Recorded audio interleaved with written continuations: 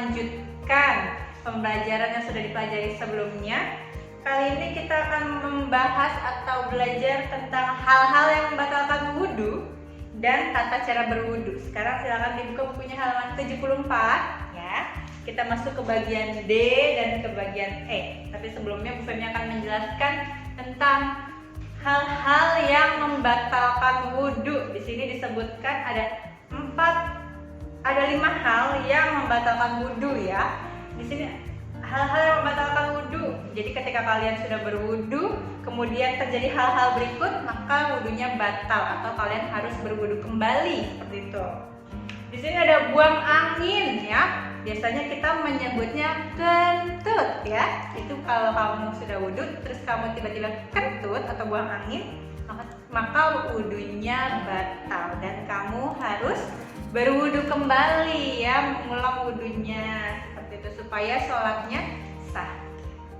Yang kedua ada buang air kecil dan buang air besar. Buang air kecil itu biasanya kita menyebutnya pipis ya, atau buang air besar itu misalnya pup. Nah, jadi kalau misalnya kalian ketika sudah berwudhu, kemudian kalian ingin pipis atau ingin pup, maka kalian harus berwudhu lagi setelah buang air kecil dan buang air besar tersebut.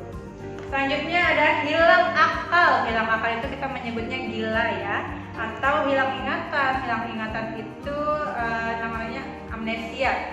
Hilang ingatannya, tidak ingat apa-apa, maka wudhunya batal.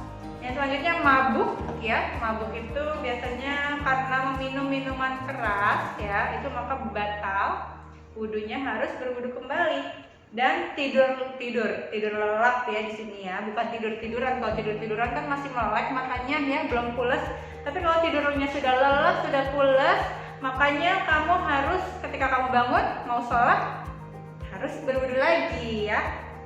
Nah, itu adalah 5 hal yang membatalkan wudhu seperti itu. Ini nanti diulang-ulang. Kemudian tata cara berwudhu ya. Di sini kita akan mempelajari tata cara atau urutan ketika berwudhu. Yang pertama kita harus membaca basmalah ya. Biasakan sebelum memulai suatu kegiatan kita mengawalinya dengan membaca basmalah. Bismillahirrohmanirrohim gitu. Setelah membaca basmalah, kita membaca niat ya. Nah, membaca niatnya itu di sini ada tulisannya yang ada di kotak berwarna pink. Nawaitu wudu'a lirofil hadasil ashgori fardolillahi ta'ala. Artinya, niat aku berwudu untuk menghilangkan hadas kecil fardu karena Allah Ta'ala. Nah, jadi setelah membaca bismillah kita berniat nih, aku mau berwudu, aku niat berwudu untuk menghilangkan hadas kecil fardu karena Allah Ta'ala. Itu tadi bacanya nawaitu wudu'a lirofil hadasil asghari fardolillahi ta'ala. Itu ya. Kalian sudah hafal belum? Kalau belum hafal, dibaca ya, dihafalkan pelan-pelan. Karena kan ini niatnya harus kita baca setiap kali kita mau sholat ya. Jadi kalian harus hafal. Setelah niat, apa yang harus kita lakukan? Hal yang pertama harus kita lakukan yaitu membasuh telapak tangan. Jadi ketika airnya dinyalakan, ingat menyalakan airnya jangan terlalu besar ya. Jadi airnya biasa aja, tidak usah terlalu besar karena itu mubazir, tidak boleh ya ketika berwudu. Airnya secukupnya saja yang keluar. Yang penting bisa membasahi atau untuk berwudu, bisa untuk berwudu. Ya, setelah membaca niat, membasuh telapak tangan sampai mata tangan nih, sampai pergelangan tangan di sini. Sampai batas ini dibasuh sebanyak 3 kali sampai pergelangan tangan ya. Setelah membasuh pergelangan tangan, berkumur 3 kali. Gitu ya. Dibersihkan mulutnya baru dikeluarkan ya, sebanyak 3 kali. Setelah berkumur-kumur, biasanya kita hidung beristinsyaq, yaitu membersihkan lubang hidung. Membersihkannya sampai ke lubang hidung, jadi jarinya ikut masuk membersihkan lubang hidung. Jangan cuma di luarnya gitu ya, itu tidak sah. Jadi harus dibersihkan sampai dalam-dalamnya ya, karena di lubang hidung itu biasanya ada kotorannya. Nah, itu juga dilakukan sebanyak 3 kali. Setelah beristinsyaq atau membersihkan lubang hidung, kita membasuh muka. Nah, muka ini kan ada batasnya ya. Ada batasnya sampai ada batas kulit wajah sampai rambut ini. Ya, sampai batas itu nih. Jadi bukan cuma di depannya gitu. Itu tidak sah kalau cuma di depannya, tapi harus sampai samping ya. Oke, semuanya gitu sebanyak 3 kali. Jadi semuanya harus kena seperti itu ya. Tidak boleh cuma pek. Nah, nggak boleh ya. Jadi harus semuanya sebanyak 3 kali. Perlahan-lahan saja wudhunya, tidak usah terburu-buru ya. Setelah membasuh muka 3 kali, membasuh tangan sampai siku. Nah, membasuhnya dari tangan sebelah kanan. Dari tangan kananmu sebanyak 3 kali sampai siku. Kalau tadi sampai pergelangan tangan saja, sekarang sampai siku dibersihkan sebanyak 3 kali, baru yang kirinya sebanyak 3 kali juga. Nah, setelah membasuh tangan, mengusap kepala. Jadi airnya, jadi nggak langsung keran masih ngalir, kamu langsung taruh kepala kamu situ, tidak ya. Itu namanya mandi ya, kalau kayak gitu.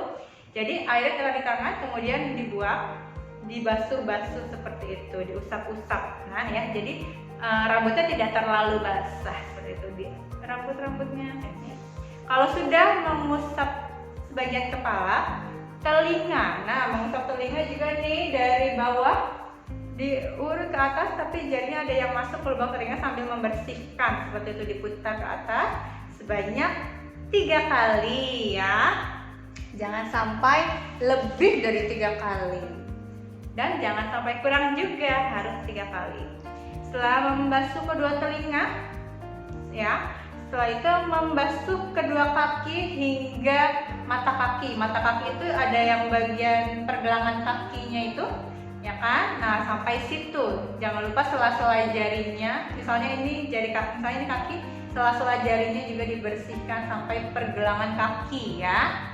Kan kakimu ada pergelangan itu yang benjol-benjol tulangnya, itu adalah mata kaki ya. Sampai situ harus basah. Tidak usah sampai lutut, tapi sampai mata kaki saja ya.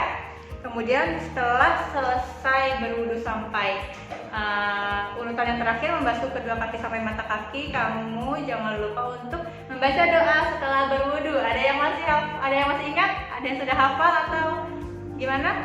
Nah, kita membaca bersama-sama ya.